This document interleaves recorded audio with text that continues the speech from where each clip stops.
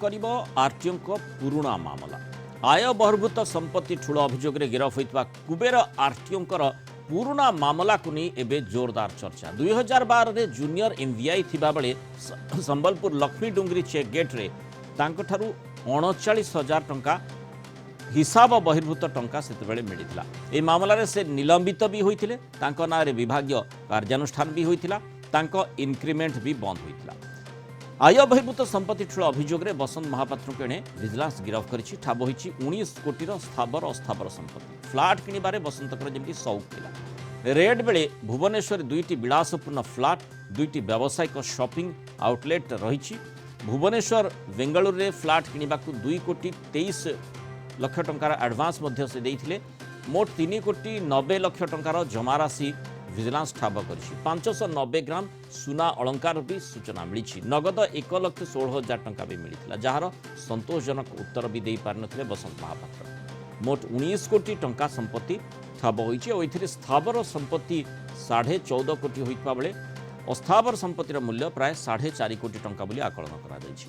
आय बहिर्भूत संपत्ति ठूल अभियोग में गतकाली 10टी स्थान में एककालीन चढ़ाऊ करथिला विजिलेंस। यापर बसंत कला साम्राज्यर पेड़ी खोली।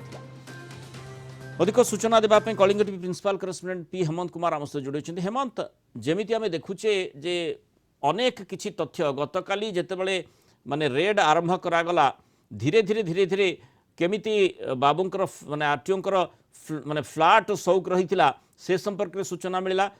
केतेगुड़े फ्लाट तंकर ऑलरेडी अच्छी ता सहित एडवांस मध्य से नहीं वर्तमान माने देइछंती नुआ फ्लाट किनिबा पई।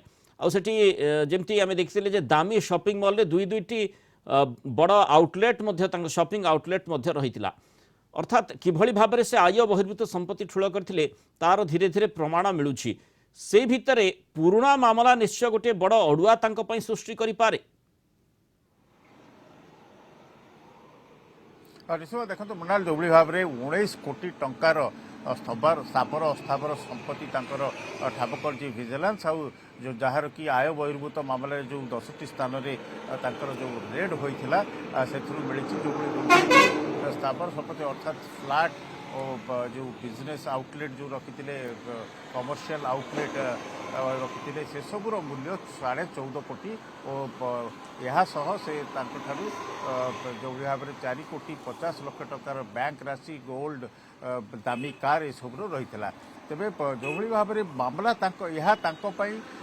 किसी नुआ नुह दुर्नीति मामला पूर्वर दुर्नीति मामला होता 2012 मसीह जो से लक्ष्मी डुंगरी ठारे संबलपुर चेकगेट रही अन अकाउंटेड कैश 39,000 मिलता जार कि से कौन उत्तर दे पार नथिले। परवर्ती समय से सस्पेंड होते विरुद्ध में श्रृंखलागत विभागीय कार्यानुष्ठान आरंभ होता इनक्रिमेंट बंद होता।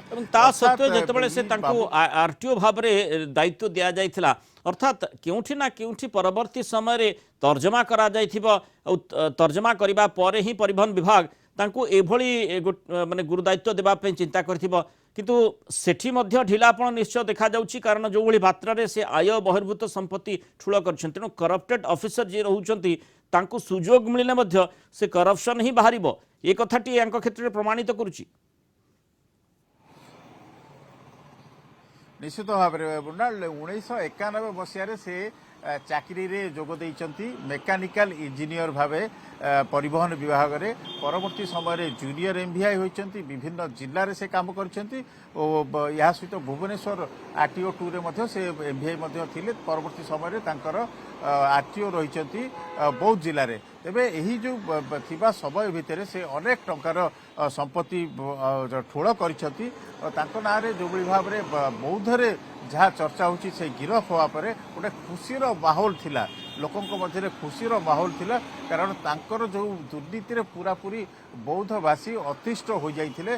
से जो भाव में विभिन्न तांकर जो कार्यक्रम रही आरटीओ रेजिस्ट्रेशन कथा कहतु तापर नवीकरण कथा कहतु लाइसेंस कथा ये अनेक टंका नौथुवा चर्चा से तेणु निश्चित भाव में जो भाव में राज्य सरकार दुर्नीति विरोध में जीरो टॉलरेंस रही से आधार में वर्तमान जो दुर्नीतिखोर अफिसर विरुद्ध में कड़ा कार्यानुष्ठान आउ जो वर्तमान जो गिरफ होती तेणु तांकर अड़ुआ बढ़ी पारे अधिक कड़ा कार्यानुष्ठान तेणु जो क्षेत्र में अंततः करप्शन प्रमाण मिलूँ जो विभाग कार्यानुष्ठान होउछि एवं इंक्रीमेंट भी बंद होउछि से क्षेत्र में पुणी थे सुजोग दिज्वा आदौ युक्तियुक्त नुहे अंततः यही क्षेत्र में बसंत महापात्र क्षेत्र जो आरटीओ रही बौद्ध तांको ठारू ही प्रमाणित होउछि जे जदि आमे करप्टेड ऑफिसर को सुजोग देबा ताहले ए प्रकार घटना आगामी समय घटी पारे जो 19 कोटी रु अधिक टंकार आय बहिर्भूत संपत्ति